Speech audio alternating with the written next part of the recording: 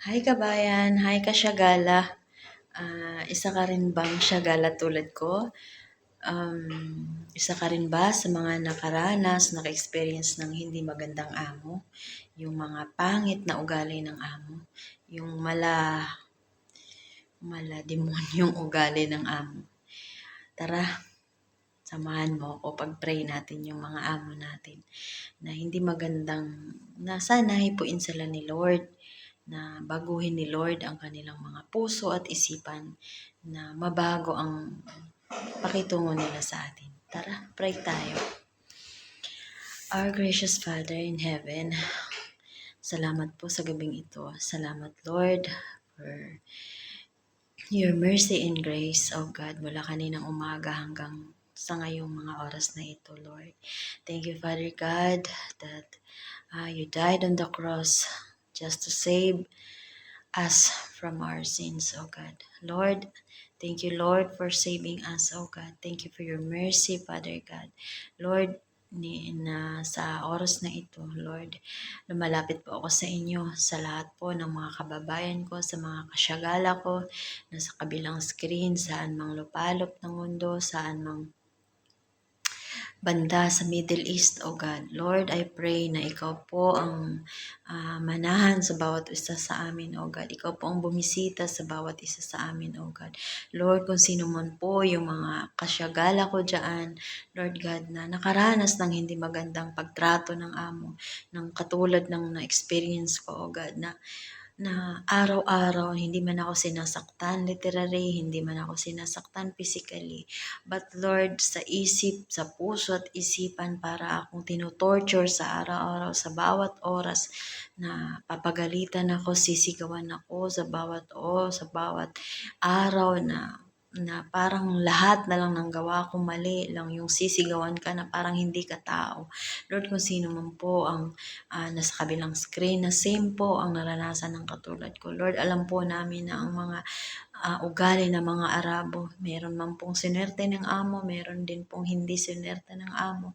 Lord Jesus, Lord, I pray na ikaw po ang bumisita at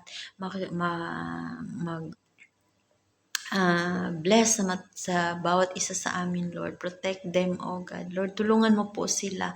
Tulungan mo po ang mga kababayan at kasyagala ko, Lord, na magkaroon po sila ng pananalig sa iyo, Lord God, na magkaroon po sila ng personal relationship sa iyo, oh God, na sa iyo lang sila mananalig, sa iyo lang sila lalapit, na sa bawat oras na papagalitan kami, sa bawat oras na iniinsulto kami, sa bawat oras na masasakit na mga salita na binabato sa amin, Lord. Tulungan mo po kami, nabigyan mo po kami ng lakas at tibay ng loob na makayanan, na makasurvive kami sa lahat ng nadaranasan namin. Lord, lalo na ngayong palapit na ang Ramadan, Lord God, ako po ay nanalangin sa inyo na bigyan niyo po ng lakas at tibay ng loob ang bawat isa sa amin, O God, sa aming mga syagala, O God, Lord God, sa aming mga nagtatrabaho dito sa abroad, alang-alang sa aming mga pamilya, O God. Hindi man namin gusto yung mga dinadanas namin, gusto na namin umuwi, gusto na namin sumuko, O God, but Lord, wala kaming magagawa kung sa sarili lamang namin, kundi idaing namin sa iyo, O God, at ikaw ay nakakakita sa lahat ng mga nangyayari sa amin.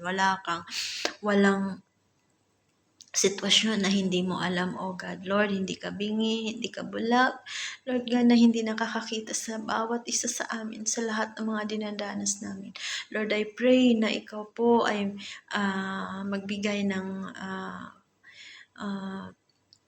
lakas, O God, na makayanan namin ang lahat ng pagsubok namin, O God, sa buhay. Hindi lang sa akin, kundi sa lahat ng mga kasyagala ko, O God, na nagtatrabaho na working hard para sa pamilya, O God. Tinitiis ang lahat, ang gutom, ang puyat, ang hindi magandang pagtrato ng amo, O God. Tinitiis ang lahat, O God. Salamat na ikaw po ang magbigay ng lakas at proteksyon na makakasurvive kami hanggang sa makauwi kami ng ligtas, O God. Lord, wag mo mo pong hayaan na may uuwi na naman na wala ng buhay at hindi na mahahag yung pamilya, hindi na makakausap yung pamilya, hindi na makasama ang pamilya dahil wala na pong buhay, O God. Lord, ikaw po, wag mo pong hayaan, O God, na mangyari ito ulit, O God.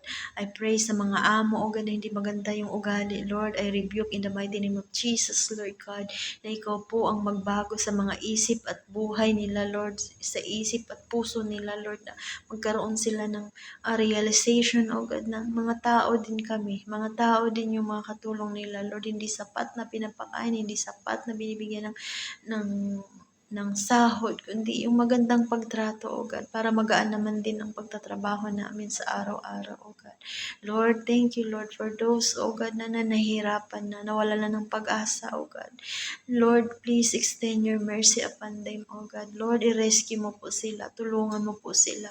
Magpadala ka ng mga tao na makakatulong sa kanila na makauwi silang ligtas, O God, na makaalis sa sitwasyon na yung 50-50 na yung mga buhay nila, O God, Lord, yung mga trinatrato na sinasaktan, O God, Lord, wag mo pong pabayaan, wag mo pong, Lord, na hayaan, O God, na may hindi magandang mangyari sa kanila, O God, na makakauwi sila ng ligtas, O God. Lord, ang lahat ng ito idinudulog ko sa iyo, yung may mga karamdaman, salamat na ikaw magbigay ng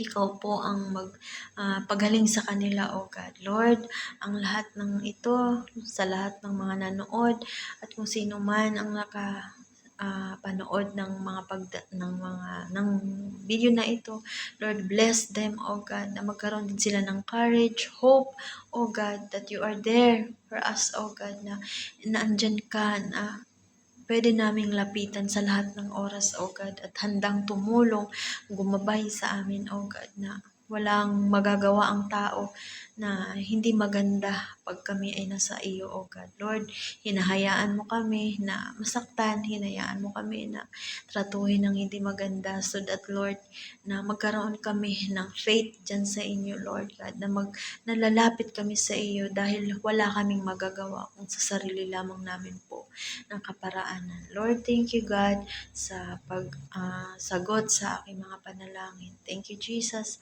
In the mighty name of Jesus Christ, Son, Lord. In Jesus' name I pray. Amen and amen.